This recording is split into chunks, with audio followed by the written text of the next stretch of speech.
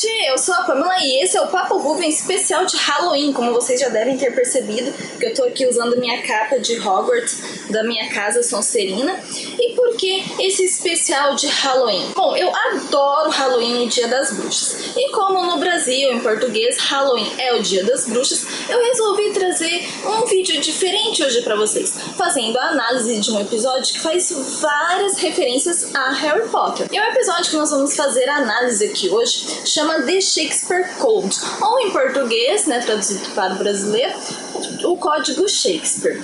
Além de fazer essas inúmeras referências a Harry Potter e a J.K. Rowling, faz também referências ao famoso escritor Dylan Thomas, que foi fortemente influenciado por Shakespeare, e a referência é uma citação dele no meio do episódio. Também vemos referências a filmes de 1900 e bolinha, a cultura pop, e ao próprio autor William Shakespeare. Esse não é o primeiro nem o último episódio que a gente vê falar sobre William Shakespeare em Doctor Who, mas esse foi um episódio especial encomendado por Russell T Davies, que queria algum episódio para falar especificamente de Shakespeare. E o escritor foi Gareth Roberts, que ele é super fã de William Shakespeare e também um Ruven de carteirinha. Então, obviamente, ele adorou a ideia de fazer um episódio de William Shakespeare em Doctor Who. Esse daqui acaba sendo o segundo episódio da terceira temporada da série atual, onde foi lançado no dia 7 de abril de 2007, às 7 da noite. E estima-se que cerca de 7,2 milhões de pessoas assistiram ao episódio no dia do seu lançamento. Aqui eu vou colocar uma teoria minha, tá, gente? Porque eu não achei nenhuma referência pra mim poder dizer que com 100% de certeza que seja isso. Então, uma teoria, uma opinião minha, de que talvez essa tenha sido mais uma homenagem da produção da série pra autora J.K. Rowling. Porque quem ama Harry Potter, quem é fã de Harry Potter e conhece um pouquinho mais da vida dela, da autora, sabe o quanto que ela ama o número 7. E eu acredito que essa seja mais uma homenagem a ela, já que o episódio foi lançado alguns meses antes do lançamento do último livro, que era Harry Potter as Relíquias da Morte, que era nada mais nada menos do que o 7º livro. E apesar dos produtores da série terem controlado os gastos para produzir esse episódio, os gastos foram enormes, tanto que eles tiveram que reaproveitar alguns sets em outras locações para poder compensar os custos que eles tiveram. Um bom exemplo disso é a Casa das Três Bruxas, que eles reaproveitaram em Sarah Jane, no spin-off de Sarah Jane Smith Adventures. Esse aqui acabou sendo um sótão, depois lá no spin-off da Sarah Jane. E uma curiosidade bastante interessante que eu trago aqui para vocês é que Doctor Who foi a primeira série, a primeira equipe de produção que pôde entrar no Globe Theatre para poder gravar. Só que eles só podiam fazer isso durante a noite, o que teve que fazer algumas alterações no roteiro para poder fazer as gravações. E eles utilizavam esses balões aqui, que talvez não dê para ver muito bem, mas eu tirei um print de um vídeo do Doctor Who Confidential, onde eles estão enchendo esses balões aqui, que depois eles utilizam como a iluminação. E mesmo as cenas que parecem ser durante o dia, que a gente vê no episódio, na verdade são à noite, mas eles jogam tantas luzes que acabam parecendo que é durante o dia realmente. E é bem bacana que a gente consegue ver melhor esses balões aqui em cima iluminando o céu aqui à noite e ficando bem claro aqui como se fosse a luz do dia mesmo. E além de alguns probleminhas contratuais que acabou tendo, quase que o episódio acaba não saindo. Ainda bem por Merlin, que deu tudo certo e o episódio acabou saindo. E já que eles só podiam gravar durante a noite, vocês acham mesmo que levaram tantos figurantes daquele jeito pra poder encher o teatro? Óbvio que não, né, gente? O que eles fizeram foi fazer alguns quadradinhos aqui para as arquibancadas e levaram alguns figurantes só. Só que aqui, na verdade, é um quadrado que eles reaproveitaram várias vezes. Aqui eu já peguei toda a montagem deles mostrando no vídeo. E foram um grupinho só de pessoas mesmo que foi lá para gravar. Aqui a gente consegue ver mais nitidamente o grupo dessas pessoas. Aqui seria o palco que eles montaram no set, que aqui a gente já vê que não é o Globe Theatre, né, o teatro. E aqui a gente vê o mesmo balão de iluminação para poder ficar com a iluminação mais parecida. E depois aqui nesse vídeo eles vão mostrando que vai duplicando o mesmo grupo de pessoas em vários locais para parecer que o local está realmente cheio. E na verdade não, é o mesmo grupo de pessoas que eles levaram para gravar, o mesmo grupo de figurantes, e que eles só foram duplicando como um passe de mágica nos efeitos visuais e nos efeitos pós-produção. E claro que a gente tem um caminhão de pessoas envolvidas na produção desse episódio, mas eu resolvi trazer para vocês só os destaques, que são os chefes das equipes de produção. Nós temos o Russell T. Davies e Julie Gardner como os produtores executivos. Além disso, o Russell T. Davies era chefe de roteiro, chefe dos escritores, onde ele auxiliou o Garrett Roberts como escritor para poder fazer o roteiro desse episódio. Nós temos Phil Collinson como produtor, o Charles Palmer como diretor do episódio, porque como é série a gente sabe que nem sempre é o mesmo diretor para toda a temporada, vai mudando de vez em quando, de episódio para episódio, os diretores. Nós temos o Ernie Vince BSC como diretor de fotografia, Edward Thomas como designer de produção, Demil nos efeitos visuais, que seria a equipe toda, né, tipo uma empresa, Barbara Scott na maquiagem, comandando a maquiagem de toda a equipe, Andy Price DG como diretor de elenco, tem Morley Gold na música, Louise Page no figurino, Matthew Faber na edição, comandando toda a edição, porque obviamente não é uma só pessoa que faz a edição, ele estava comandando a edição do episódio, e tem N-Effects nos efeitos especiais, que também era tipo uma empresa para fazer os efeitos visuais e os efeitos pós-produção. No casting, que é o elenco, nós temos, obviamente, David Tennant como o Doutor, The Doctor, interpretando o 10º Doutor. E uma curiosidade também bem interessante que eu trago aqui é que, caso vocês não tenham reparado ou não saibam, ele interpretou o Bartol Crouch Jr. no Harry Potter e o Cálice de Fogo. E outra coisa também bem legal de trazer aqui é que a maioria dos trabalhos de David Tennant no teatro são de peças de Shakespeare, como Hamlet, por exemplo. Além disso, nós temos Freema Ashman como Martha Jones, que foi a companion dele no episódio. Temos Jean Lennox Kelly interpretando o famosíssimo escritor William Shakespeare. E nós temos Christina Cole interpretando a Lilith, que era uma das 3 bruxas. Uma curiosidade também é que esses dentes pontudos aqui, essa dentadura, depois ela acabou levando para casa dela. Nós temos o Sam Marques interpretando o Wiggins, que ele aparece logo no comecinho do episódio. Temos Amanda Lawrence interpretando, eu não sei se seria essa tradução ao certo pro português, porque faz muito tempo que eu não assisto o dublado. Mas no legendado que eu assisti, eles traduziram Doomfinger, que é o nome dela, original em inglês, para Dedo do Destino. Se for algum outro nome, por favor, coloquem no comentário aí embaixo depois, beleza? E tem a sua irmã, que seriam as 2 mães da Lilith, que seria a Linda Clark, interpretando, não sei também se seria na dublagem, Maré de Sangue, mas em inglês é Blood Tide. Também, se tiver errado, se não for esse aqui, por favor, coloquem nos comentários aí embaixo. Mas no legendado foi traduzido como Maré de Sangue. Além disso, nós temos Chris Larkin interpretando o Linley, que ele é tipo o chefe das apresentações do teatro, porque apesar do teatro ter sido projetado, construído por William Shakespeare, ele que comandava todas as apresentações, e as apresentações não poderiam ser apresentadas sem passar por ele antes. Ele deveria ver o roteiro, aprovar, para daí sim ser apresentado. E caso não fosse aprovado, ele deveria comunicar ao William Shakespeare para ele modificar alguma coisa na peça, para daí sim poder ser apresentado as peças. Temos também o Matt King interpretando Peter Street, que era o arquiteto construtor do teatro. E por último, é claro que tem outros atores, outras atrizes interpretando outros personagens, mas trazendo apenas os principais para comentar aqui com vocês nessa análise do episódio, nós temos Angela Placentia interpretando a Rainha Elizabeth I. Uma curiosidade também que eu achei que seria interessante de trazer aqui para vocês é que algumas pessoas da equipe de produção ou não, como no caso do arquiteto e do construtor do teatro, Peter Street, eles meio que prestaram os seus nomes para alguns personagens, como a Dolly, por exemplo. O sobrenome dela é de alguém da equipe de produção.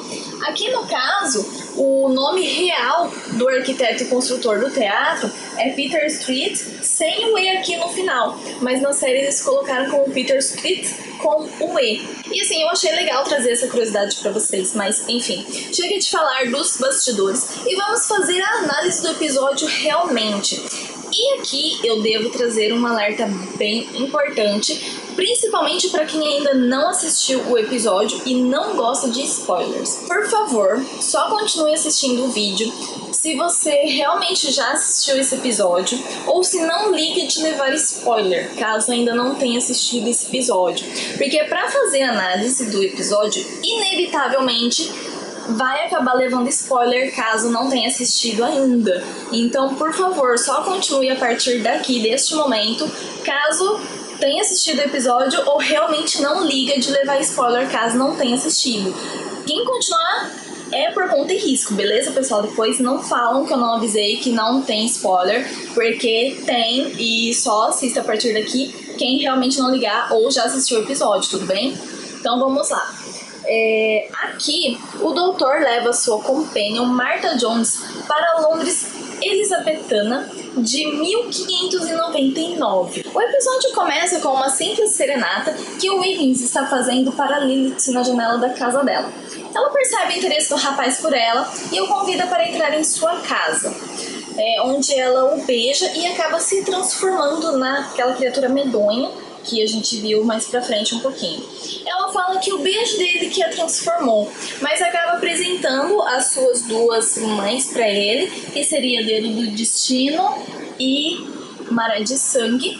E aqui a gente tem a primeira referência ao próprio William Shakespeare, porque essas três bruxas, na verdade, Garrett Roberts tirou da peça Macbeth, e ele também se inspirou na peça Sonho de uma Noite de Verão, onde tinham as fadas, e ele acabou utilizando essas duas peças para se inspirar e fazer essas três bruxas aqui. E logo depois da Lilith se apresentar as suas duas mães ao Wiggins, as duas acabam atacando ele, e eu acredito que ele não tenha sobrevivido ao ataque, porque parece que elas estão comendo ele. Então por isso eu acredito que ele tenha morrido ali. Logo em seguida vem a abertura da série e já mostra o doutor e a Martha Jones chegando na antiga Londres, na Londres elizabetana. E assim que eles saem da TARDIS, a Martha já faz uma referência a uma história curta escrita em 1952 por Ray Bradbury, que é A Sound of Thunder, ou O Som do Trovão, que em 2005 acabou virando um filme. E nessa história, um personagem acaba pisando em uma borboleta e mudando todo o futuro. E é onde ela pergunta ao doutor que se ela pisar em uma borboleta, você vai acabar mudando o futuro. Mas aí o doutor diz que é só ela não pisar em uma borboleta, então, para não mudar o futuro, e começa a mostrar a Londres de 1599 a ela, dizendo que não é tão diferente da Londres que ela conhece, com aquecimento global, reciclagem, esfriamento da água, etc. E ele lembra do Globe Theatre, que provavelmente eles estariam naquela época, e de que ele estaria recém-reformado e aberto. Então ele sai correndo, ele acaba achando o teatro e a convida para assistir uma peça de William Shakespeare que provavelmente estaria sendo apresentada, já que, além do teatro, teria o Homem em Pessoa. E o Homem em Pessoa nada mais seria do que William Shakespeare. Então eles vão lá no teatro, assistem a peça e ao final da apresentação a Martha incita o público a chamar o autor, e é onde William Shakespeare aparece no palco. Eu não sei se é bem verdade, tá, gente? Mas eu achei algumas referências que dizem que todo esse jeitão dele de pular, de xingar, de chutar, seria tipo uma referência a Noel Gallagher, que é o vocalista, guitarrista e compositor da minha querida extinta banda Oasis. Mas enfim, voltando para a análise do episódio. O William Shakespeare aqui anuncia que essa peça que acabou de ser apresentada vai ter uma continuação, que é Love's Labour's Won, que em português seria O Amor é um Esforço Vencedor. Só que é aí que o doutor percebe que tem alguma coisa errada, porque na verdade essa é uma peça realmente perdida de William Shakespeare, que nunca foi apresentada, que desapareceu e ninguém sabe o porquê, o que aconteceu com ela, que ninguém nunca achou nenhum escrito dela. só rumores. E aí que ele diz a Marta que seria apenas uma pequena viagem na tarde, mas que vai ter que demorar um pouquinho mais do que o planejado. Eles vão atrás então do William Shakespeare na estalagem onde ele estava hospedado, onde ele morava. E no primeiro momento, Shakespeare expulsa o doutor de lá, dizendo que não quer autógrafo, que não pode ser desenhado com ele, etc. Mas ao ver a Martha Jones, ele se encanta por sua beleza e os convida a sentar na mesa, tirando os dois atores que estavam ali com ele conversando sobre a peça que seria apresentada na noite seguinte, que é O Amor é um Esforço Vencedor. O doutor tenta utilizar o papel psíquico com William Shakespeare para explicar quem eles são e de onde eles vêm. Mas como William Shakespeare é um gênio das palavras, acaba não funcionando, ele só vê um papel em branco. A Marta fica um pouco confusa, porque para ela aparece a descrição que o doutor disse a ele. Mas como com gênios e ainda mais gênio da palavra com William Shakespeare não funciona, acabou não funcionando essa explicação. O doutor teve que achar uma outra explicação para dizer por que daquelas roupas tão diferentes da Marta e de onde eles vinham. E aí a gente vê mais uma referência, porque ele diz que a Marta é de Fredonia, em inglês. E em português seria algo do tipo Liberdadônia, que seria a terra da liberdade, vamos dizer assim. Onde as mulheres podem fazer o que quer, se vestem como quer e etc. E essa é uma referência ao filme de comédia musical de 1939, Duck Soup, que na verdade em português seria Diabo a Quatro. Tem outro filme também brasileiro, mais novo, que se chama O Diabo a Quatro. Mas esse aqui, a tradução para o português acabou ficando Diabo a Quatro. Mas enfim, os três estão ali conversando e daí é onde o Linley aparece brigando com Shakespeare. Mas como assim? É uma nova peça apresentada amanhã, você não apresentou o roteiro, quer o roteiro agora, Ana. E ele disse que a peça não vai poder ser apresentada porque ele não tem roteiro. Como ele quer cancelar a apresentação da peça, e para as bruxas a peça tem que ser apresentada na noite seguinte, a Lilith vai atrás dele, pega um pedaço de cabelo dele e envolve numa bonequinha voodoo e afoga ele no meio da rua com sua magia voodoo. Ela afoga a bonequinha no balde e ele se afoga no meio da rua e depois ela espeta o coração dele, que é onde o coração dele para por magia. O doutor, quando eles escutam o grito ali, interrompe a conversa e vai atrás da gritaria para ver o que está acontecendo. Ele diagnostica junto com a Marta, porque ela também é médica, de verdade, no caso, né? Porque ele, o doutor, é só o nome. E explica para ela que aquilo, na verdade, foi uma feitiçaria que fizeram com ele, que acabou parando o coração dele. Mas como eles viviam na Idade das Trevas, seria interessante que ela não dissesse para as pessoas que isso foi feito de feitiçaria, porque poderia assustar as pessoas e gerar um pânico muito grande. Eles acabam entrando novamente na estalagem então, e a partir daí o fascínio de William Shakespeare sobre a Marta acaba se estendendo ao doutor. Ele percebe isso, mas acaba sendo um pouco evasivo nas respostas para as perguntas que o Shakespeare fazia a ele a respeito dos dois. Eles então vão dormir e chegam num quarto onde só tem uma cama. E é lá que a gente vê a primeira referência ao bruxinho Harry Potter, que é onde a Marta pergunta: mas toda essa mágica, essa feitiçaria seria tipo Harry Potter? E aí o doutor responde: espere até ler o último livro, o livro 7, eu chorei. Eu também chorei, gente, confesso. E aqui a gente tem a primeira referência a Harry Potter, então. E eles acabam explicando, né, que é magia negra e tal, e a Marta pede um tempo pra ele, porque ela tá acabando de conhecer Viagem no Tempo, então é muita coisa pra ela entender. E aqui nessa cena a gente tem a primeira conotação sexual, que seria o primeiro avanço da Marta em cima do doutor, pra mostrar pra ele o interesse que ela tinha a ele como um amor entre homem e mulher. Mas ele acaba não dando bola e realmente não liga, e age também como se não ligasse. E quando ele menciona o nome da Rose, quando os dois estão deitados na cama, acaba quebrando o clima que ela queria criar entre os dois. E daí a Marta acaba apagando a vela e os dois vão dormir.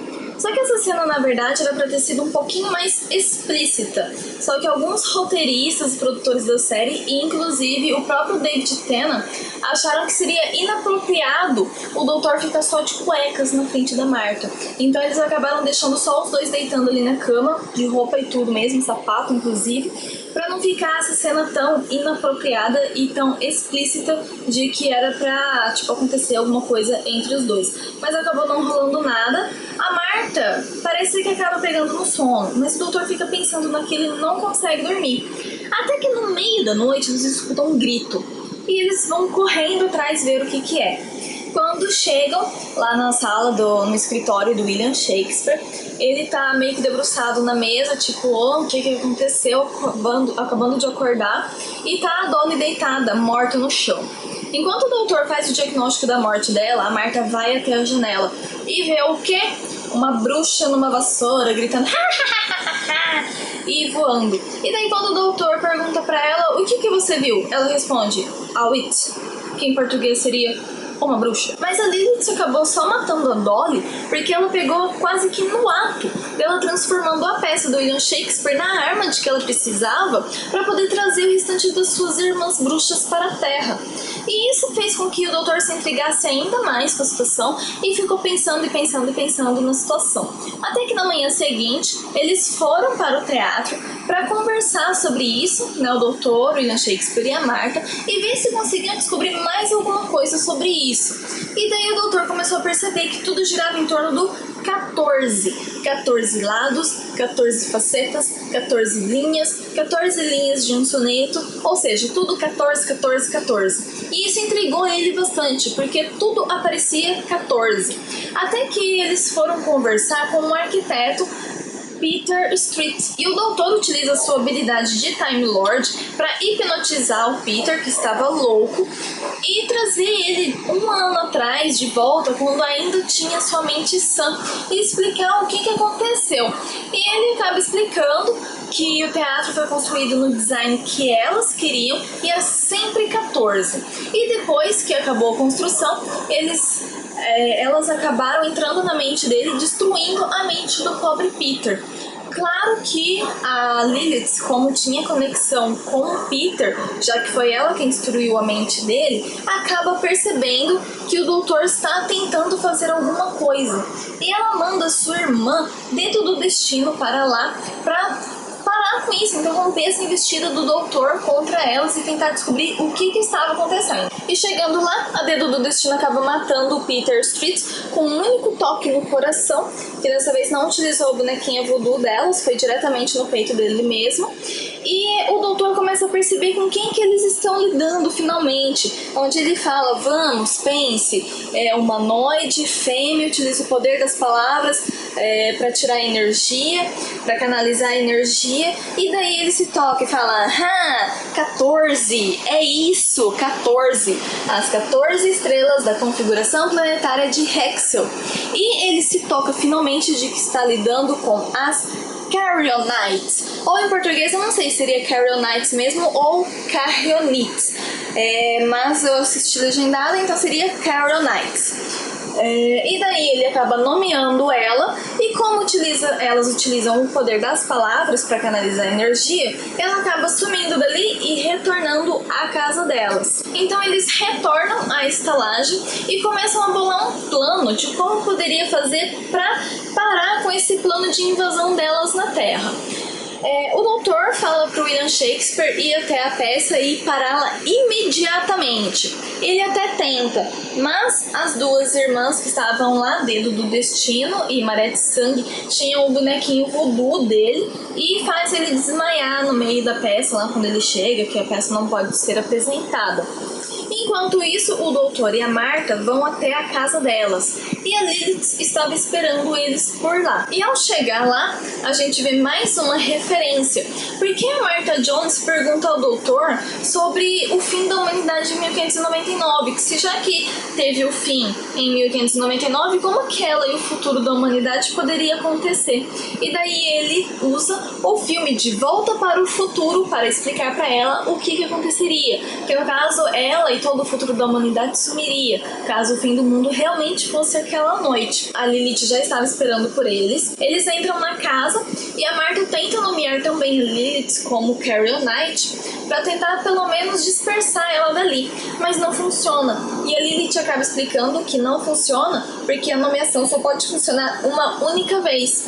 E daí ela tenta também nomear a Martha Jones, só que o tiro acaba saindo pela culatra, porque como ela mesma percebe, a Martha está fora do seu tempo. Então ela acaba não matando a Martha, ela apenas adormece e por um curto período. Ela começa a explicar todo o planejamento delas para invadir a Terra e trazer toda a época de osso, sangue e mágica para a Terra novamente, onde seria o fim dos tempos e a humanidade seria retirada da Terra como uma pestilência. O doutor fala pra ela que teria que passar por cima dele primeiro. E aqui a gente vê uma alusão aos Eternals, que foram eles que baniram as Carolites da Terra, do amanhecer do universo. E nessa conversa entre os dois, ela acaba pegando um pedacinho do cabelo do doutor pra colocar num bonequinho voodoo dela, mas ele fala que pra ele isso não vai funcionar e que é apenas um módulo replicador de DNA. Bem, funciona de certa forma com o doutor, quando ela espeta o coração dele e ele acaba desmaiando. Só que uma coisa que ela não esperava é que ele era um Time Lord, que tinha 2 corações, e ela só espetou um, que era o esquerdo. A Martha acaba acordando nesse meio tempo, quando ele acaba caindo desmaiado, e ajuda ele a acordar e a recobrar a consciência, onde ele sai correndo em disparada para o teatro. E a gente tem uma pequena cena cômica ali, onde eles saem correndo, a Martha fala, a gente tá indo pro lado errado. Ele fala, não, a gente não tá indo. E ele aparece de novo, estamos indo pro lado errado. E eles estão indo pro outro lado. E ao chegar lá, obviamente, o doutor fica bravo com o Shakespeare, porque diz, mas eu acho que eu disse pra você parar a peça. Sim, eu disse, para a peça. E viu que não tinha interrompido o andamento da apresentação. Mas como eles têm um objetivo maior, que é realmente parar a apresentação, ele acaba indo pro palco, a Martha puxa o Shakespeare pela mão e vão todos para o palco. E daí quando os 3 chegam no palco, a Lilith percebe que o doutor ainda está vivo e acaba não ligando muito, falando, deixa que ele veja a nossa glória de perecimento na Terra, etc e tal, alguma coisa assim. Só que isso foi mais um erro dela, porque daí o doutor começa a incentivar o William Shakespeare a falar algumas palavras de poder naquele teatro mágico onde tinha os 14 lados e tal, que ele era o poeta, era um gênio. Ele fala, mas eu não tenho as palavras pra dizer, o que eu vou dizer? E ele fala, não, improvisa, você é o William Shakespeare, acredite em você. E daí é onde a gente começa a ter as palavras que o William Shakespeare diz para poder tirar, impedir, essa invasão e fechar o portal que acaba abrindo na apresentação da peça dele. E daí nós temos mais ou menos assim, porque eu não sei se no dublado foi assim, mas no legendado que eu assisti foi: você sai esse louco barulho horrendo, acabou, ó bruxas, a sua armação. Roubastes minha mente e tornar-me um brinquedo, mas meu caro doutor diz que não. E elas percebem que são palavras de poder que ele está dizendo e que elas estão em apuros, mas elas acabam não fazendo nada na verdade, e William Shakespeare continua dizendo as palavras, dizendo, Carolites, cessem o show aqui nesses pontos. Ele pergunta para o doutor, que acaba dizendo a ele 761390. Ele repete entre os pontos 761390. Eu vou bani-las como insetos malditos. Descansem, eu as ordeno. E daí aqui ele fica em dúvida, tipo, e agora? E aqui é uma parte que eu acho muito cômica também no episódio, porque ele olha para o doutor, que olha para a Martha, e ela então fala, Expelliarmus! O doutor repete, Expelliarmus! E daí é onde o William Shakespeare vai e fala, Expelliarmus! E tira todas elas de lá, e o doutor ainda grita, a boa e velha J.K. E aqui a gente tem a última referência a Harry Potter e a J.K. Rowling no episódio. E com esse Expelliarmus de William Shakespeare, o portal se fecha, a peça se encerra, todo mundo adora, porque estavam achando que eram efeitos especiais, e na manhã seguinte está William Shakespeare flertando com Martha no palco, dizendo algumas palavras de amor para ela, alguns sonetos, e tentando fazer com que ela beijasse ele, mas ela recusa por causa do seu hálito nada agradável.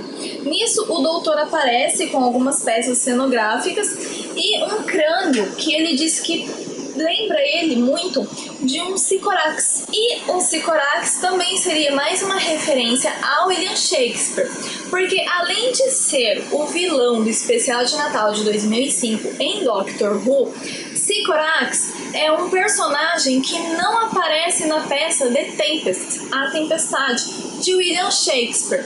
E aqui a gente vai terminando essas referências que a gente vê todas a William Shakespeare e aparece a Rainha Elizabeth I. Claro que o doutor fica impressionado, afinal de contas é a primeira vez que ele a vê na linha temporal dele. Só que não era a primeira vez que ele aparecia na linha temporal dela, tanto que ele era um inimigo jurado de morte dela e pede para que os guardas vão atrás dele e cortem a cabeça dele. Ele fica, what? O que? Totalmente confuso o que tá acontecendo. E daí a Marta fala, não importa o porquê, só corre. E eles saem correndo de lá, agradecendo William Shakespeare, que acaba se divertindo com a situação. E ela pergunta, né, a Marta pergunta pro doutor o que foi que ele fez pra ela ter tanta raiva dele assim. Ele fala que não sabe, afinal de contas nunca se conheceram, e é nisso que dá a viajar no tempo. Mas que ele adoraria saber o que aconteceu e que isso seria algo a ser pesquisado. E os dois entram na TARDIS, se encerra o episódio e se encerra o vídeo também, que eu espero que vocês tenham gostado. Uma dica que eu dou a vocês, gente, além de assistir o episódio, deem uma pesquisada sobre os bastidores, sobre a produção do episódio e também sobre William Shakespeare, para vocês poderem entender todas essas referências que são feitas. Porque, claro, eu tive que deixar de fora muita referência, muita ilusão que é feita nesse episódio, para não poder ficar não tão comprido assim. Mas são tantas coisas que realmente, se você não for atrás pesquisar e dar uma estudada sobre isso, você acaba meio que boiando nessas referências. Então a dica que eu dou é, além de assistir o episódio, dá uma pesquisada pelo menos sobre o William Shakespeare, sobre as peças dele, para vocês poderem entender as referências que são feitas sobre o próprio autor no episódio, porque eu mesmo me surpreendi com algumas coisas que eu não sabia. E eu acho que seria bacana também, seria interessante para vocês aprenderem sobre isso. E bom, o vídeo está encerrando por aqui, espero que vocês tenham gostado desse especial de Halloween. Acabei ficando sem a touca porque a lente tá caindo, né, que vocês perceberam que fica caindo todo momento. Tá muito quente mesmo, de ventilador ligado aqui no quarto. Mas eu espero que vocês tenham gostado do especial. Deixem aí nos comentários aqui embaixo o que vocês acharam, o que vocês acham que faltou ou que teve demais, que eu sei que às vezes eu acabo falando demais, acabo ficando disperso. Deem um like no vídeo, que isso é muito importante na divulgação. Se não é inscrito ainda, se inscreva, já deve estar aparecendo a bolinha aqui do lado para vocês poderem se inscrever. Além de uma sugestão de um próximo vídeo, que eu vou deixar o último vídeo, que foi sobre as chaves de fenda. E claro, nesse episódio é um dos poucos que a gente não vê o doutor utilizando sua chave de fenda. Mas também as coisas vão acontecendo de uma forma tão natural que ele acaba nem precisando utilizar a chave de fenda nele aqui. Mas beleza, gente. Por hoje é só. Eu espero que vocês tenham gostado, então. E alonze e até a nossa próxima viagem no tempo e no espaço. Ou em algum outro universo mágico, quem sabe, talvez.